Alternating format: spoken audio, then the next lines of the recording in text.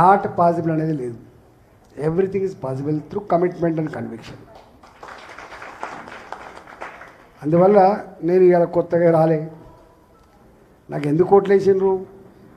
Proven thing కాబట్టి. ఈయన ఉద్యమకారుడిగా కొట్టాడిన చరిత్ర మీ కళ్ళ ముందున్నది. తొలి ఆర్థిక మంత్రిగా పనిచేసే చరిత్ర మీ కళ్ళ ముందే ఉన్నది.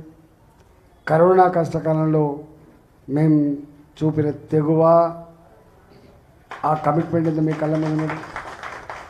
కాబట్టి నేను నా గురించి సంపూర్ణంగా తెలిసే మీరు నాకు ఓటేసారు.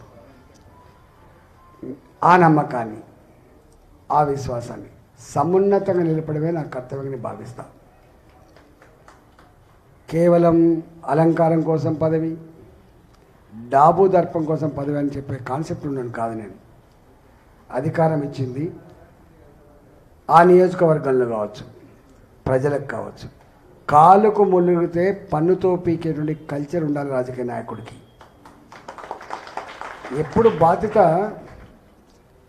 బాధ్యత అది కొనుక్కుంటూ వచ్చేది కాదు, అడుక్కుంటూ వచ్చేది కూడా కాదు. వాళ్ళ ఆత్మను ఆవిష్కరించి సంపూర్ణంగా ఇక నువ్వు మా లీడరు అని చెప్పి ఎన్నుకుంటూ వచ్చే పదవి. అది అమ్మియదు, నాన్న కూడా ఇయ్యదు. అది అంత గొప్పగా వచ్చే పదవి. కాబట్టి ఆ ప్రజల్ని మర్చిపోయిన వాడు నాయకుడు ఎప్పుడు కాడు. అవుతాడు, ఒకసారి గెలుతాడు, మరోసారి రాడు. మాలంటలో మొన్న మేము 7 సార్లు గెలిచి వచ్చినాం. మేము మొన్న కుట్ర చేసి, ఎన్ని సర్కిల్ చేసి, అనేక రకాల చేసి కొంత ఇబ్బంది పెట్టింది. కానీ అదర్వైజ్ మాకెన్నడూ తెలియదు.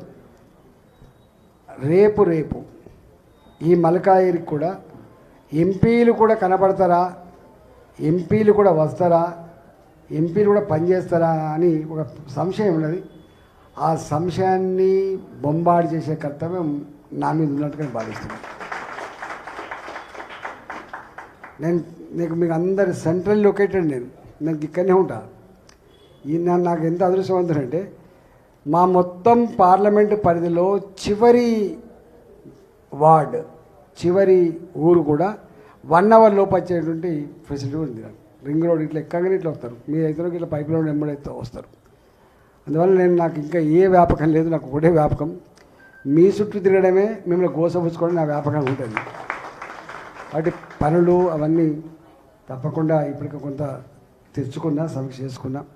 నేను అందరిని ఇన్వాల్వ్ చేస్తాను. కార్పొరేటర్ని వదిలిపెట్టాను, ఎమ్మెల్యేని వదిలిపెట్టాను, అందరిని కలుపుకొని డెఫినెట్గా ఇవాళ మీరు ఎదుర్కొంటున్న సమస్యల పరిష్కారంలో నా పాత్ర ఉంటుందని చెప్పడానికి వచ్చిన నేను. తప్పకుండా ఉంటుంది. నేను ఇక మాటలు వద్దు, ఫ్యూచర్ టైం విల్ డిసైడ్. నా పనే మాట్లాడాలి అని చెప్పి కోరుకునే వ్యక్తిని కాబట్టి తప్పకుండా ఆ నమ్మకాన్ని, ఆ విశ్వాసాన్ని నిలబెట్టుకుంటా అని చెప్పి మీకు మాటిస్తూ, ఇంత గొప్పగా అంటే ఇంతమంది కోటేశ్వరరావు చెప్తున్నారు, వాళ్ళు మేడం వచ్చి చెప్తున్నారు అంటే 8,500 మెజార్టీ వచ్చిందన్నారు. ఇది వట్టిగా రాదు.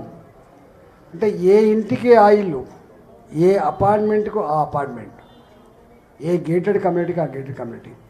మేము రాకపోయినప్పటికి కూడా మేమే నిలబడ్డట్టుగా ఫీల్ అయ్యారు.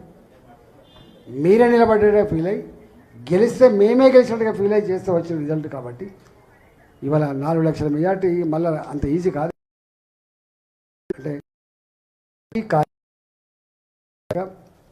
ఈ పాలక మండలితో పాటుగా ప్రజలందరూ కూడా పాల్గొని పట్టుపట్టి గెలిపిస్తే వచ్చిన రిజల్ట్. కాబట్టి ఇది ప్రేమతో ఇష్టంగా తెచ్చుకునే రిజల్ట్. కాబట్టి రాబోయే కాలంలో దాన్ని సార్థకత చేయాల్సిన బాధ్యత నా మీద ఉన్నట్టుగా మనం భావిస్తూ ఉన్నాం. కాబట్టి డెఫినెట్గా అది ఫుల్ఫిల్ చేస్తామని చెప్పి మాటిస్తూ అందరికీ పేరు పేరున ధన్యవాదాలు తెలియజేస్తూ నమస్కారం.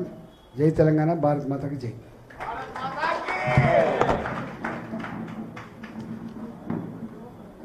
ఇప్పుడు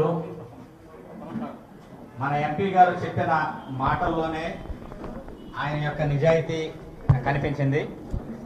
సో ఇప్పుడు లోటస్